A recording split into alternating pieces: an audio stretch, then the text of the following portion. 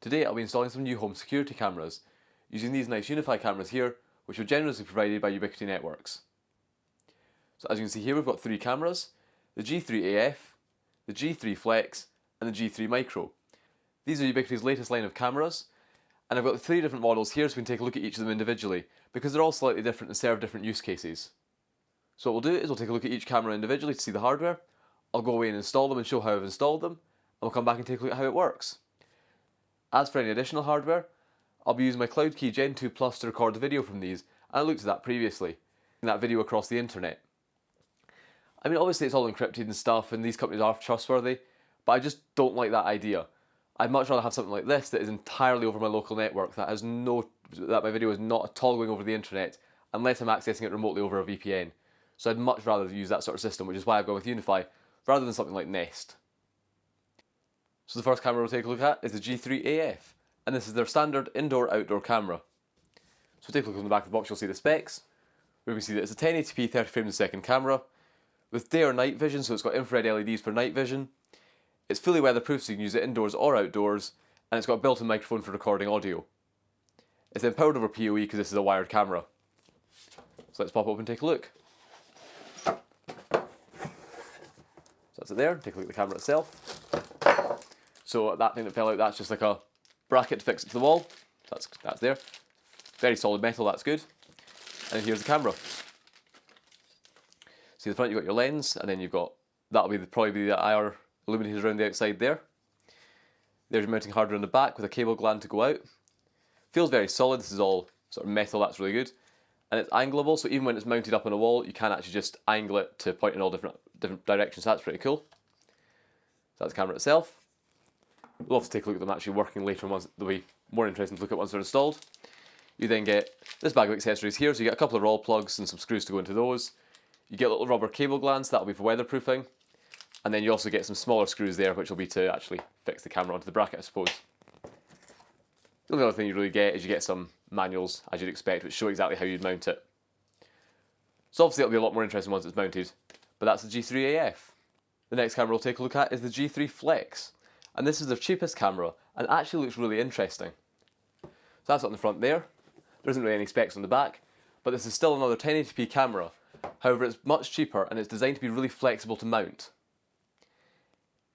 They class it as an indoor-outdoor camera, but it's sort of outdoors-ish. So you can't mount it in as many places as you can mount the AF, which is fully weatherproof. But you can mount it outdoors under overhangs. So if you've got a balcony above, or it's like the overhang of a building, you can actually mount this outdoors, but you couldn't mount it completely exposed. But if you take a look at it here, the whole point of this one is it's designed to be very small and have a lot of mounting options. So that's the camera there. Peel that off to see the lens, which you can see there. And this apparently also has nighttime illumination, so it'll be interesting to compare that to the G3AF, because this is a lot smaller. You see it's got the lens there, and that's angleable up and down, so you can adjust the tilt of it there. And you can also rotate it like that, so it will rotate on its base. But the key thing with this is how you can mount it, because there's a lot of different ways you can mount it. So you can surface mount it to a ceiling, so you can just basically put some screws through there. There's a bracket that pulls off the bottom, so you can just screw that onto a ceiling, mount that on, and it'll just hang down from the ceiling like that. Of course, you can also do tabletop stands, so you can just literally stand it on a surface if you want, and it is all angleable in both those mounts. You could also probably wall mount it like that and things like that. You could mount that to a wall and have it point down. It's fairly flexible with just that mount alone, but it also comes with other mounts, so take a look inside here. So under here you get a pair of extra mounts. This is a pole mount or a wall mount. So if you want to mount this on a wall, all you do is take this bottom plate off, slide this into the bottom, and you can then wall mount that. So you can either put screws through the back there to mount it to a wall, or you can put zip ties through and mount it to a pole. So that's quite cool. Next up you get this different bottom cap, which replaces the existing bottom cap. This is for outdoor use, and it's designed to be a bit more weatherproof. It looks very similar, but it seems to probably it's a bit taller. It's possibly got drainage holes and stuff out of it. So this is for outdoor use. The key thing it does say is when you're mounting it outdoors, you can only mount it vertically like this. You can't mount it upside down because that would allow water to get into the bottom. So you're mounting it outdoors, you have it vertically like that, and you have this replacement bottom cap on it. That's quite cool. So there's a few different ways to mount it there. So you've got tabletop mount, surface ceiling mount, wall mount, or even outdoor pole mount. So it's pretty cool. Additionally, in the box you then just get some rod plugs and screws as you'd expect for mounting it. Under here you get a pair of zip ties. Just the two, and they're even wrapped in official Ubiquiti Networks tape, which is kind of interesting. So these are probably the most expensive zip ties you'll ever see, but yep, just standard zip ties to pole mount it. I suppose if it's high enough up, those would probably be okay for plastic ones, but you could possibly use metal ones or something if you wanted a bit more security. So that's the Flex there, and it's built in, it's included mounting hardware, but I'm not going to mount it using that. There's a much cooler option I want to try, and that is this additional accessory here that I went out and bought. This is a ceiling mount accessory, and this lets you mount it recessed into a ceiling. So whereas you can just mount it with the default hardware just on a ceiling surface mount, that much of the camera will stick down. This is a recessed ceiling mount, so it will sit up into the ceiling and much less of the camera will be visible, which will be really cool. This is about 20 quid, so it's not the cheapest thing, but it's not too bad. So this is the ceiling mount here. As you can see, it's fairly interesting design, so you can squeeze this here and this back piece comes off. And this is what you'd use to mount to like a ceiling tile. Essentially, if you've got access to the ceiling from above, all you do is you drill a hole this size, you stick this up from below, and you slide this cowl on from above, and that'll clamp the ceiling in there and hold the camera in. That's ideal if you've got either a drop ceiling where you can remove ceiling tiles, or it's in a place you've got either, you can lift the floor above, or you've got attic space where you can put it in. This won't work for me because I'm in a flat, so I've not actually got access to the ceiling from above. However, there is another way you can mount that. It's not as elegant, but you can do it. You just remove this whole piece because you don't need it. You still drill a hole this size, but then you take that cover off and you can just put 3 screws from the front through into the ceiling and screw it up into the ceiling. So that does work. It would have been nice to have some sort of like spring mount system like you use with downlights, because that would work for both having access from above and not having access from above, rather than having to screw it in. But at least it does work.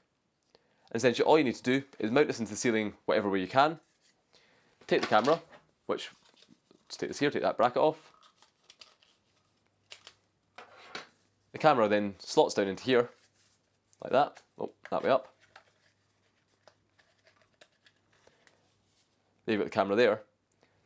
And then all you need to do now is slide this, that'll stick down from the ceiling. You've then got this little decorative plate, which then just slides over the camera. Like that there.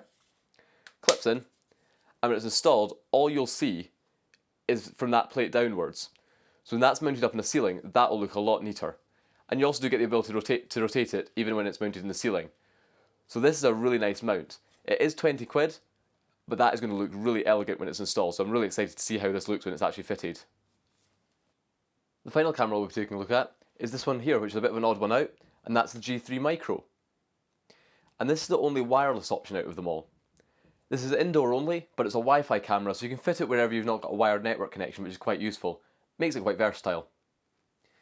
So as you can see here as before, it's full HD, it's apparently still got night vision, and it's not only got a microphone, but it's also got a speaker, so you can do two-way audio.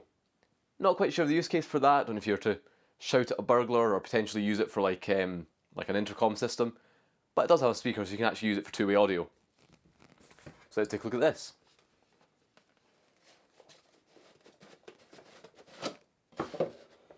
Let's see what we get with this one. So, got your quick start guide as before.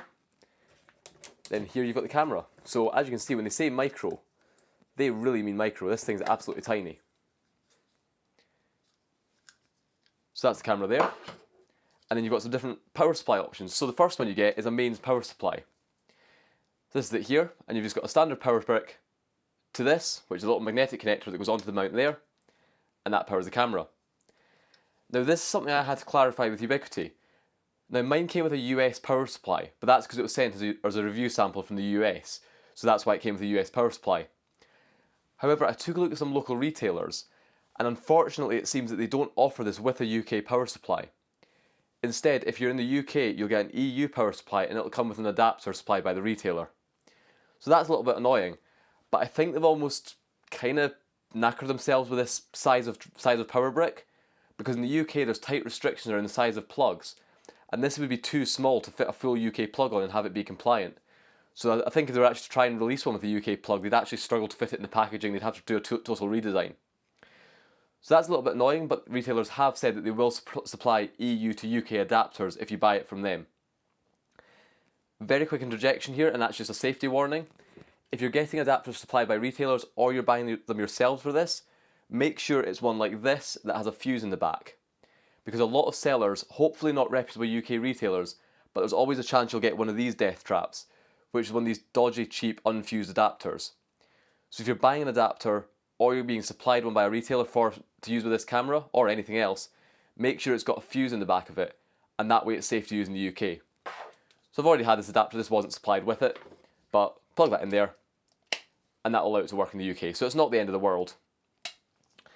One thing I have noticed though is this is a 5V 2A supply, so it does kind of beg the question why they didn't make it USB capable, because then you could just use a UK USB power supply. So that's a little bit annoying, but if you're in any other country that's not the UK, you'll probably be fine. But as you can see there, it comes with this cable, which is actually really long, so it comes with this huge long cable which lets you power the camera, so that's many meters long, and it goes with this nice magnetic mount that connects to the back of the camera there. As an alternative power supply option, you also get this, which is PoE. So again, it's one of these magnetic mounts you connect onto the back of the camera, so you just stick that on there, chuck PoE into there, and that'll power the camera. It won't provide any network, it'll still use Wi-Fi for the communications, but it lets you power it from PoE. This also does mean that in the UK, you don't have to use this power brick. You could actually use a PoE injector and power it over this, so that's an alternative option, and I might actually do that myself. So now we'll take a look at all the mounting options you have for the G3 Micro, because it's quite interesting. So you've got the camera itself, which is angled on its base, and this is actually a magnetic mount. So the camera itself pulls off, and this mount is magnetic, and it provides power to the camera over that connector. So what you need to do is there's different options to mount this base, and the camera just fits on. And the camera is obviously fully adjustable and rotatable, so that's quite cool. So here's all the different options you get. So the simplest option you've got is a tabletop stand, and that's what I'll probably be using. So all you really need to do, you've got a tabletop stand here, you feed the cable through the back, you stick the cable into there, and you simply slot the camera on like that, and slide it down. And there you go, you've now got a tabletop stand. So that's the simplest way of mounting this camera. If you just want a simple tabletop stand, it sits like that. And that's really neat, and it's a really nice aluminium base with a rubber foot, so that's pretty cool. The next option you've got is a simple wall or ceiling mount, and that's these here. You get two of them. These can either be screwed to a wall, or you can use a supplied adhesive pads to stick it on. And like before, all you do is just click the base on like that. So the base just clicks in, and that mounts to the wall. So that's the simplest way to mount it. There's other mounting options as well. For example, you've got this sort of mount here, where you'd obviously mount that on a wall, but let you run the cable into the wall. So the cable can run out of that, down inside a wall, and the camera will click on, so that will look a little bit neater. You've got this angled mount here as well, which is very similar to these here. You just simply need to screw that to a wall or ceiling, mount the base on, and it just holds the camera at a slight angle. The final mount you've got is this one here, which looks quite cool, and that's a recessed mount. So with these mounts here for like wall or ceiling use, the whole assembly will stick out from the wall like that. This recessed mount allows you to hide the back of the camera inside the wall or ceiling, so that's quite cool. So all you really need to do is take the base off the camera, take the power cable and feed it into the back of the base, connect it to that, and then slide the base down inside this plate. Then all you really need to do is screw that into the wall or ceiling, so this is now recessed inside the wall, you won't see the back of it. With that there, you can then clip this front plate on, like that. So all you'll see on the wall is just that surface, everything else will be buried behind the wall. And then you can just take the camera, click it on the front, and that camera will now be sticking out from the wall, with all the rest of the gubbins and the base and the cable and all that stuff hidden inside the wall. So that's a really nice recessed mount. However, for me, I'll just be using the tabletop mount based on where I'm mounting it, but it's really cool to get a good selection of options here. And of course, once it's all installed, you still always have that full sort of rotate and tilt functionality because it is just mounted on that magnetic base. So I really like that design. You also get obviously all your typical screws and roll plugs as you'd expect, as well as a bunch of adhesive cable clips for attaching that big long power cable on. So yeah, apart from that slight issue with the lack of UK power supply, the G3 Micro also looks like a really nice camera. So now before we install all this, we'll go through the pricing. So I'll give the prices in both pounds and dollars. The pounds prices will include VAT because that's the standard in the UK, whereas the dollars prices won't include tax because that varies state to state and it gets a bit confusing.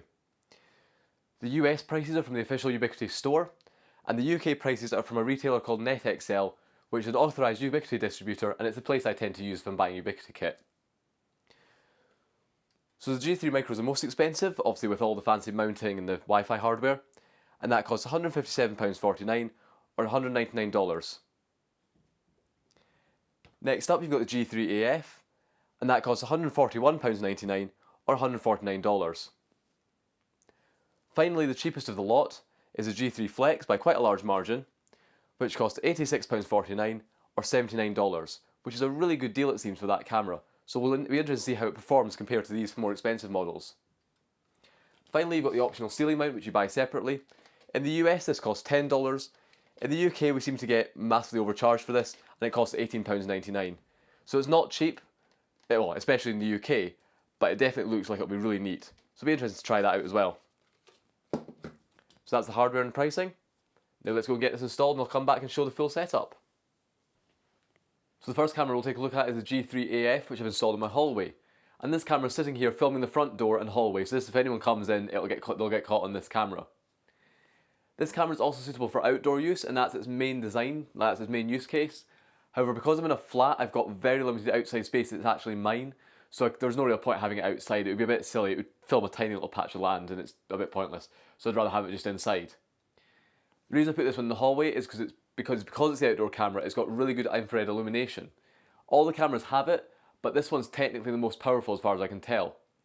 That's pretty good because in this hallway there's no external windows, so it does get pitch black when there's no lights on. Mounting this camera is pretty easy. So you simply have a little back plate that you screw to the wall with 2 screws. The cable then comes out the wall through the back, up the inside and plugs inside here.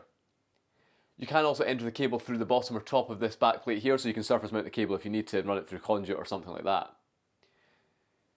This thing's also fully angleable, so all you need to do is on the back there's this little ring here that you can loosen off. You simply unscrew that ring, and when you unscrew that, this ball joint here then becomes loose, and you can adjust all the camera, turn it around to how you want it, and then simply tighten that ring up again and that locks the camera in position.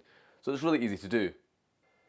As for connecting it up, you can see we have the camera there, and on the other side of the wall inside the call cupboard, you can see we have it connected. So this is just a Cat6 patch lead that I fed through the wall. I crimped this connector on the end, so that's now crimped on and plugged into this wall plate. So generally I don't like having long network runs going all the way back to the patch panel that are terminating RJ45 connectors. So instead what I decided to do is to fit this wall plate here, which is neatly up on the wall, and then this cable just pops through the wall using a little plastic grommet to keep it neat, pops out and plugs in here, and then the other end of that goes through the wall and into the back of the camera. So that's how it's connected there, and that port there goes all the way to the patch panel and connects up to my switch. So yeah, that is the G3AF, all sitting there mounted in the hall very neatly. So the next camera we'll take a look at is the G3 Micro that I've installed in my kitchen. And as you can see, it's sitting very neatly up there on top of those cabinets. Just sits nicely up there, completely out of the way on its tabletop stand. Obviously this camera has a lot of different mounting options. However, here I decided that the tabletop stand was the best option. It's completely neat, it requires no drilling or permanent damage to anything, and it'll sit neatly up there and view the whole room. Now in order to connect this up, because it's a wireless camera, it doesn't require any sort of network connection. So all it requires is power. So to power it, the camera sits up there, and inside this cupboard at the back there's a single socket there, and then the camera's plugged into that. The cable then routes up, over on the back of the cupboard and pops out through a hole in the side there into the back of the camera, so it's really neat. Currently I'm just powering it using the original power brick plugged into an adapter, but this is a proper safe adapter and I've replaced the 13 amp fuse with a 3 amp fuse just to make it a bit more appropriate. So I'm happy enough with the safety of that. However, I'm still toying with the idea of potentially replacing that adapter with a PoE injector and then running an Ethernet cable out of the cupboard here and using the PoE adapter to power the camera instead. But yep, that's the camera sitting up there and it just needs to plug into a socket. So this one's a lot more flexible for powering because you don't need a network connection to plug it into. So now the final camera we'll take a look at is this G3 Flex I've installed in the living room. So we can see it up here, it's really neatly installed in its recessed ceiling mount, and as you can see when it's in that mount, it barely protrudes at all from the ceiling. Most of the gubbins are hidden away, so it's quite neat up there. Once it's installed, you've still got a decent amount of adjustment. I'm not going to move it because obviously it's positioned correctly here, but you can rotate the camera a bit here and also tilt the lens up and down. So even when you've installed it, you've got a good amount of adjustment. Mounting this is really easy. On this ceiling, because I've not got access from above, I can't use the sort of collet that clips on the back, But all you need to do is this little plate round here is magnetic and that just pulls down. So you pull that plate down off the camera and then there's 3 screws screwing that into the ceiling. So it's pretty easy. You drill a hole, you slide the inside up, put 3 screws in, slide the camera in, and then clip this little plastic surround on to make it look neat. So it's really nice up there. One thing to bear in mind with this ceiling mount is to check your local building regulations and in particular your particular type of building. I'm speaking from the perspective of the UK and in particular Scotland here. But in the UK you've got regulations around your ceiling being a fire barrier. In a flat, that means that the ceiling has to have a certain amount of fire integrity to prevent a fire in the flat below extending up into the flat above. This means that things you install in the ceiling that involve cutting a hole in the ceiling, such as recessed downlights, have to be fire rated. So for example, the downlights I've installed in this room are fire rated up to I think 60 minutes or maybe 90 minutes. It means they've got fully enclosed metal cans with intrumescent seals, so if there's a fire in this room here, it won't extend up. The lights will help prevent that.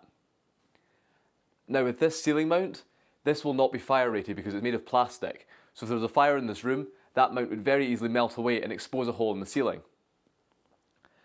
Now in my flat this isn't a problem because I've looked into the construction and this ceiling isn't actually a fire barrier. This is a drop ceiling made of plasterboard and above this there's a concrete ceiling and the concrete is the actual fire barrier. So because I've not actually drilled through the concrete, I've just installed this in the plasterboard, the fire barrier is still intact, so this does not need to be a fire rated fixture. However, if you're in an older building where you've just got a wooden ceiling and straight above your ceiling is the upstairs floorboards, that would be more classed as a fire barrier and you wouldn't be able to install something like this in that because it's plastic. So if you're installing this in a ceiling that is a fire barrier, you do have one more option, and that is that you can get fire hoods, which is a sort of little cup sort of hood thing that you put above it, and that would act as a fire barrier to prevent a fire extending upwards. So just bear that in mind. If you're installing this in a ceiling, you need to check if the ceiling is a fire barrier, and if it is, make sure you find some sort of fire hood or something to put above it, because this fixture, because it's made of plastic, cannot be classed as being fire rated. But apart from that little note, which isn't really a fault with this, I'm not expecting it to be fire rated, it's just worth bearing in mind. Apart from that, I absolutely love this mount. The G3 Flex looks so neat up there, and even though this is my living room, so I'm going to be seeing it all the time, I don't want something ugly, it looks completely fine up there. It's just such a neat solution. I really like this mount. Okay, so the camera's all now installed and working. Now let's take a look at the software side. So we'll just go to the IP of the CloudKey in the browser here.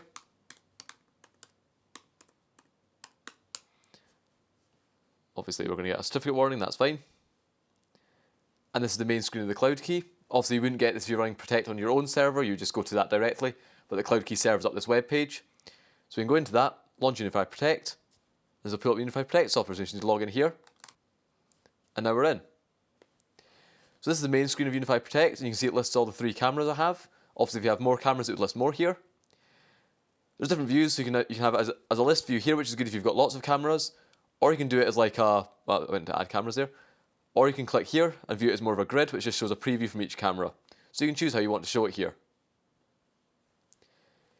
Then clicking into each camera is quite simple. You simply click on that, and that pulls up the camera. It shows a view from the camera here, which updates every 10 seconds or so. And then clicking on that pulls up this view here, which shows a live view from the camera. Currently showing 720p, but we can go to 1080p here, and that shows a high resolution video feed. Of course, I'll actually record proper sample clips and edit them in properly, rather than using a screen recording to try and show it here. But in this view here, you get a view of the camera. You can obviously move it around, resize it, stuff like that. Turn the audio on and off so you can mute it. You can use this here to take snapshots of the video, which will then download to your local machine, as you can see here. This option here makes it full screen, so you can view the camera full screen if you want to. And then also you've got settings. So this is a little bit obscure. It took me a while to find these settings. So you've got to go into the live video view and then hit settings. But under here you can do things such as enable change the microphone level, adjust brightness, contrast, hue, auto illuminator stuff. You can adjust the infrared, so you can say leave it on permanently, or turn it on automatically, or turn it off permanently. And you can adjust the sensitivity for switching it on and off. Loads of different options here, including things like orientation as well, which is useful. So you've got a decent amount of flexibility here to customize the settings on the camera. I've left most of mine as the defaults, and to be honest, the defaults seem pretty good. Over here, you see more information about the camera, and you can go into General, which lets you adjust more settings. So the settings in this pane here are more for video settings. This is more camera level settings. So here you can do things like turning LED on and off. This is to enable the IR accessory. The G3AF allows you to buy a higher power infrared illuminator that I've not got. You can use that to switch it on and off. Information here for things like on-screen display, so you can turn it on and off to view things like video bitrate on the video feed, show the timestamp on the video feed as you can see here, show the watermark, which is the Ubiquiti logo down here. So this is how you can adjust the sort of settings as to what's shown on the video feed. Down here you can change the video quality, so you can adjust the frame rate and the bit rate. I set mine to the maximum. And under Manage there's more options for things like restarting the camera, unmanaging the camera, and enabling RTSP streams. This option down here is also really good, which lets you permanently disable the microphone. So under the video settings here you can change the level of it, but in certain situations, in fact many situations, you probably don't want to have the microphone recording audio. And while yes you can adjust it here, it would be fairly easy for someone to either maliciously or just accidentally come in and turn the audio back on. With disabling the microphone here, it's really good. Hitting that will let you disable the microphone. Oops, hidden behind here. And as you can see, it will disable the microphone and it will not be able to be re-enabled unless you restart the camera. So if you want to not have microphones recording audio, which I will be doing, I'll be turning it off, it will permanently disable the microphones until the camera's reset. So that's a really good safety feature. Finally, under zones, you can define motion zones. So this is where it's to detect motion. So here it's currently detecting the entire area, and that's fine for me because it's just a room. But if you're, say for example, filming outside or you're filming a room with a window in it or something like that, you can use the motion zones feature to rope off areas that you don't want to trigger the motion detection. So for example, if you're filming outside and there's a tree that's moving about with branches, you can take that out of the motion zone, and that means it won't record the tree moving.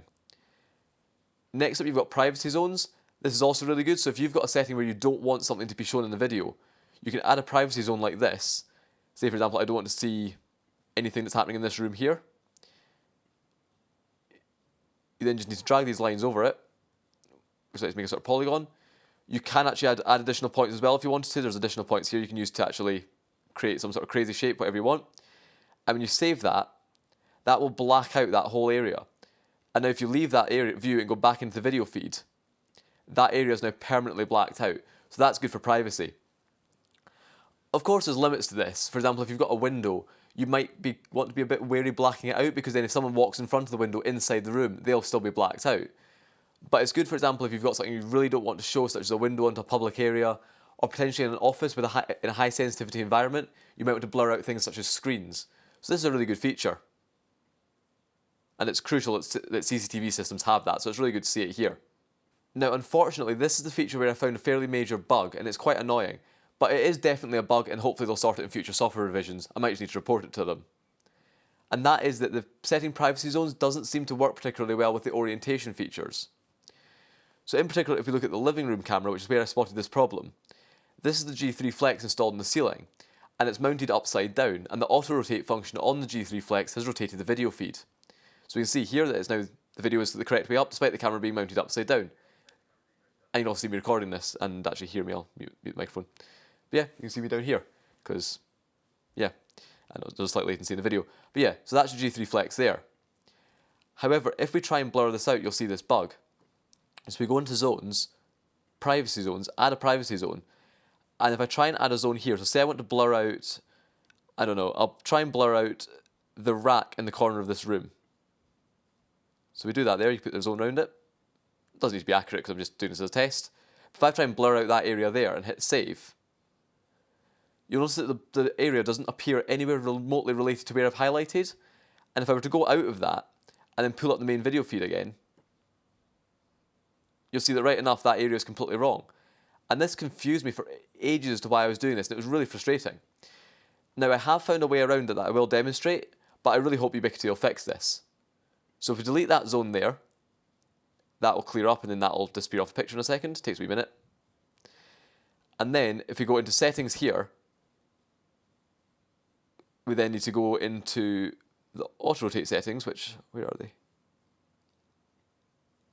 Orientation, yep. Turn off auto-rotate, you'll see the video feed will flip upside down, and that's now the correct way up for that camera. Now with that flipped upside down, what I can then do is go back into privacy zones, add privacy zone. The video is now upside down, but if I were to then add a privacy zone again, blurring out that rack, with the video feed upside down and save it, it works correctly. And now if we go back into this and turn on auto rotate again, it'll rotate back round and break again. But then it'll actually now correct itself and show it correctly. So that does work, and that is a way around it. So now if we go into this video feed again and pull it up, the correct area is blanked out. But that is a really annoying bug, so I really hope Ubiquiti fixed that. Now, to be honest, that's the only major bug I've found in this software so far, but it's definitely quite frustrating having that, so hopefully that really does get fixed fairly soon. So that's a simple view that lists all the cameras. The next one you've got is this view over here called Live View. And this lets you create views of all your cameras. So here I've created one with all 3 cameras in it, but you can also add new views such as here, and then here you can select the number of cameras. You can show just 1 camera, 6 cameras, all different numbers of cameras. And when you do this, you can then get a view where you edit it, and then you drag your cameras over into a view like that, and it shows it there. What's also quite cool is if you drag multiple cameras in, it lets you pick either the time it cycles between them, so how long it stays on each camera, or you can make it cycle on motion, so it'll switch to whatever camera detects motion. So that's quite good. And then when you're in this sort of view here, this will show all your cameras at once. You can make this full screen if you want, and then clicking on a camera will pull it up full screen. So this would be quite useful if you wanted to show this on a monitor somewhere, for example. You could actually just leave this live view up here, and someone can click in and just see each camera full screen. So that's pretty nice. So the live view is pretty cool here. Next up, you've got this view called Events. And this is where it's detected motion and captured video. So the camera's always recording. It records all the cameras 24/7 until that hard drive fills up. Once the hard drive fills up, it starts removing older video to fill in with the new stuff. So it's always recording video, but events are effectively time-stamped parts of video that the cameras have detected, and it's detected sufficient motion to timestamp it. So here you can see various events where I've been walking around. Captures absolutely loads of them. And if we scroll down here, for example, we can see a video from where I went out. So for example, I can click this here. That pulls a video up here, which is an event of me leaving the house earlier. You see me wandering around a bit. And you can see me leaving.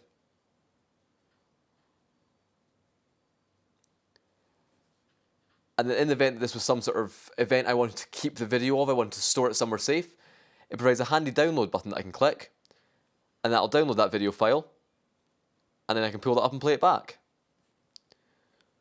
And that was actually really quick as well. I was quite impressed as to how quickly it can take a portion of video from the main video that's recorded and export it as an MP4 file.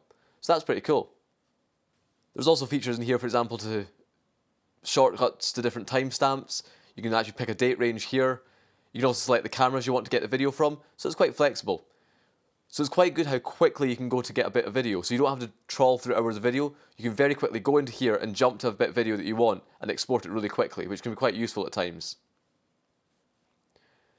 Finally, over here you've got time lapse, and this is where it shows the live feed from each camera, and then you can scroll back through it, and you can see effectively a live time lapse of what's going on.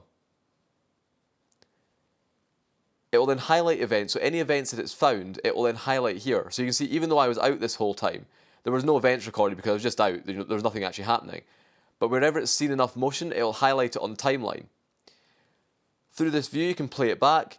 You've got a button here to skip forward and backwards 15 seconds, so you can quite quickly skip through the video if you want. You've then got a button here that will skip to the next event, so that's where it's detected motion. You can use the scroll wheel up on the end here to actually scroll this time up and down.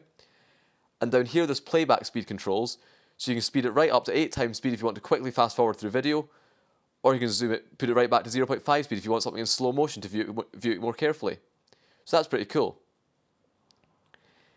Next over here you've got features for cutting video and to download it and to delete it. So the scissors here is a bit of a confusing symbol, but if you pick that, that's the download clip. So as you can see, it'll highlight 30 seconds on the timeline. You can expand this all the way up to 10 minutes, so I can basically pick a 10-minute span of however much I want to export, like that. And when I'm happy that I want to export that amount of time, which is 8 minutes and 4 seconds as specified here, I hit download, and that will take a little second, and it'll download the file. This is also where you can delete video. So if you've recorded something sensitive that you want to remove, you can simply hit delete footage, select the amount of video you want to delete, hit delete, and it'll delete that video. So that's quite good, you can delete it. Now bear in mind you can only delete up to 10 minutes at a time. So if you recorded, say, a multi-hour long bit of video that you wanted to remove, you would have to then do it in multiple sections. But it is good to have the ability to delete stuff just in case. And when you're in this view here, you can simply go up here and then pick the different cameras you want to switch between. So that's quite easy to do. And again, you've got features for snapshotting and making it full screen. Finally down here, you've then got options for users, so you can add different users to the system.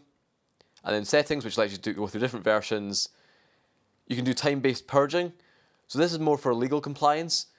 Currently, it'll keep video until the hard drive's full and delete older video. But with time-based purging, you can actually set an amount of retention time and it'll delete videos older than that period, which can be quite useful if you need that. Cloud remote access we'll get onto in a second. This is where you can sign into a Ubiquiti account on the device and access it remotely without having to be on your local network. And this works through Ubiquiti's cloud services. This does work pretty well, but I've got quite a big annoyance with the app that we'll take a look at next. Basically all the devices here around the device itself, software updates, doing factory resets, taking backups, your local user account, and then alert rules where what you can do is you can enable cloud access and set up alerts, so if there's motion it'll send push notifications to your phone. So yeah, that's the web interface. So now let's take a look at the mobile app.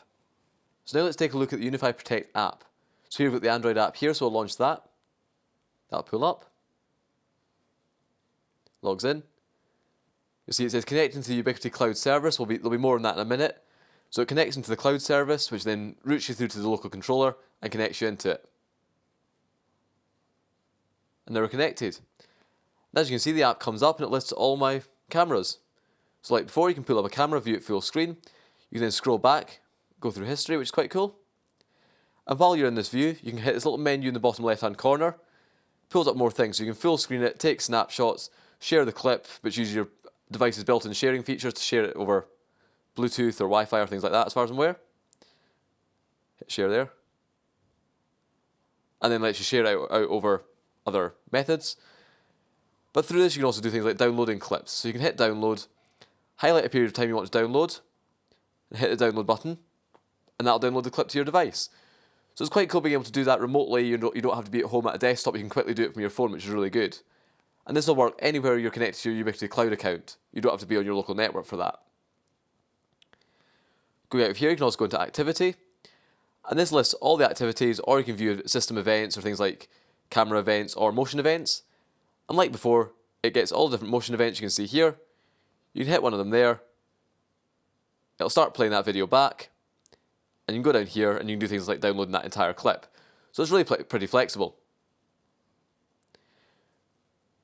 So overall, the mobile app is actually really nice, and it's really good to be able to quickly go into the camera and see all that sort of stuff.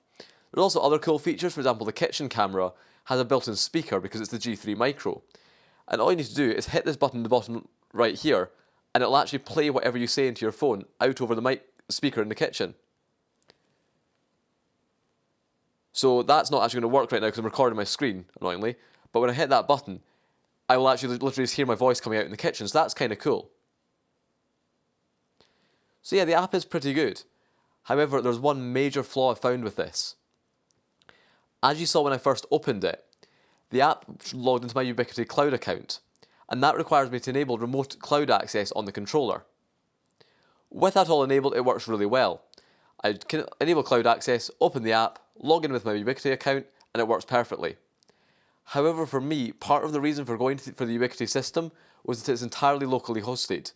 I don't have to have a cloud service or it's streaming video across the internet. So personally, I'd much rather leave that feature off. But unfortunately, with that feature off, you can't use the app at all, and that's quite annoying. As a contrast, the main UniFi app works perfectly over a local network without being assigned into an account. You simply open the app, enter the IP of your controller, and it works fine on your local network. And I would love to see them add that feature to this app. Because when I'm away from home, I don't need the cloud access. I've got a VPN set up, so I can VPN back home and access it over that. And what I've noticed is if I have this app opened and then disable cloud access, the app continues to work until I relaunch it. So it's still operating over my local network connected to the controller to access this video. The only time it's using cloud access is just to log in and to connect to the controller. So that's a really annoying feature, and it makes me wary of using the app really, because I really don't want the cloud access to be enabled. So that's definitely a real shame, and I really hope they fix that in future versions to allow me to use this app to connect to my local controller without having to have cloud access enabled or without signing into a Ubiquiti account. So that's a real shame, but so far I really like the interface on this app apart from that issue. So what we'll finally do is we'll take a look at some sample clips. So what I'll do is I'll do some sample clips with each camera individually. I'll use the audio built into the camera as well so you can judge that quality. And I'll do both shots during the day with lights on and with night vision. So yeah, let's take a look at some sample clips. So this is a test of the G3AF in a fairly dark room, but the infrared illumination isn't switched on. Now here's the G3AF under artificial lighting. So it's really reasonably bright in here and the picture quality is quite good. Now the only thing you might notice here is there's a weird sort of strobing rolling effect. You might see it on the background if I stand out of the way. And that's because of these light bulbs. The bulbs in here are recessed downlights, but they're really cheap GU10 ones, they're LED and they're really cheap rubbish bulbs. And they flicker a bit. So if you're using a camera that's not synced with the mains 50Hz frequency, they flicker. Even if you do that with your hand, you can see a bit of a flicker. So it is a fault of having cheap light bulbs in here. However, the problem is with this camera is that it records at 30 frames a second. And even dropping it down to 25 frames a second doesn't seem to fix this problem. So it seems that the shutter speed or something keeps running at 30 frames a second. And that means you get this strobing. If the camera had the ability to have its shutter speed or its frame rate set properly to 25 frames a second or 50 frames a second, it would then be in sync with the 50Hz mains frequency and you wouldn't have that flickering effect. So that's a little bit annoying. You'll only really find it in places you're using really cheap LED light bulbs. If you use decent bulbs, you're fine. So all the other rooms we've tested also have LED light bulbs in them, they're just better quality ones. So it's not really a huge issue, but it's worth bearing in mind if you're using cheap light bulbs. A good test would be to test looking at the light bulbs through a phone, because phones have this same issue. So if a phone shows a flickering effect, you might see a flickering effect on this camera. Also bear in mind this is only an issue in 50Hz mains frequency countries, so if you're over in the US where you've got 60Hz mains frequencies, you'll be fine. Now here's the G3AF's IR illumination, and it's pretty good.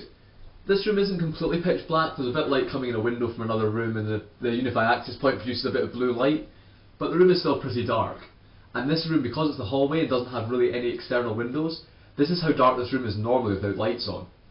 So it's really important to have good IR illumination in the hall. And as you can see, the illumination really brightens the picture up, which is good. So now this is a test of the G3 Micro, and it's recording in a fairly dark room, just lit with some natural light coming in the window and no other lighting. And now here we have the G3 Micro under artificial lighting. So it's really bright in here, and as you can see the picture quality is actually really good when it's got a good amount of light. Now here's the G3 Micro's IR illumination. This room's pretty dark, not as dark as the living room, there's a bit of light coming in the window behind me.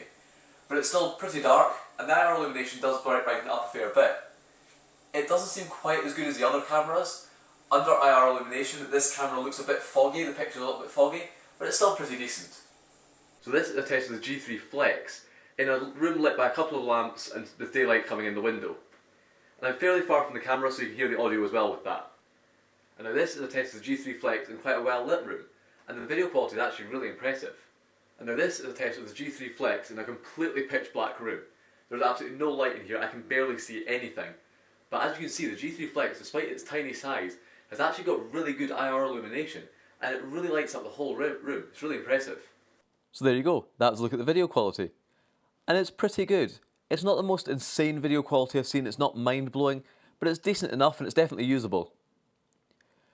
As for a comparison between the cameras, the G3AF and the G3 Flex are both really good. The G3 Micro is a little bit lower. It's still reasonably good video quality, but it's not quite as good as the other two, and especially the IR illumination is a lot weaker on the G3 Micro than it is on the other two cameras. Out of them all, the G3 Flex impressed me the most. The video quality is probably roughly on par with the G3AF, but it's a lot cheaper and it's a lot smaller. And especially the IR illumination on the G3 Flex is really impressive because it's such a small camera, yet it can still light up an entire fairly large room. So yeah, the video quality is pretty good. So there you go, that was a look at my UniFi CCTV installation. And I'm pretty happy with it all. I absolutely love all the hardware. There's a really good selection of different cameras and all the cameras have really smart mounting options and they're really easy to fit, so I'm really happy with those. The video quality is also pretty good. It's nothing mind-blowing, it's not completely insane, but it's still decent enough. Infrared illumination is also really good on all the cameras, so you can get really good night vision. And yeah, I'm very happy with the hardware. The software is also pretty decent, but I feel like it could still do with a bit more work. There's a decent amount of features there, and all the features that are there tend to work pretty well. A couple of minor bugs, but hopefully they'll get fixed in future software updates. My only real complaint is that issue with the app control and how it requires cloud access even if I'm on my local network, and I really hope they fix that in the future. But apart from that, it's a very nice system. So yeah, thank you very much for watching, and if you're interested in buying any of these products, there'll be links in the video description. Thanks for watching.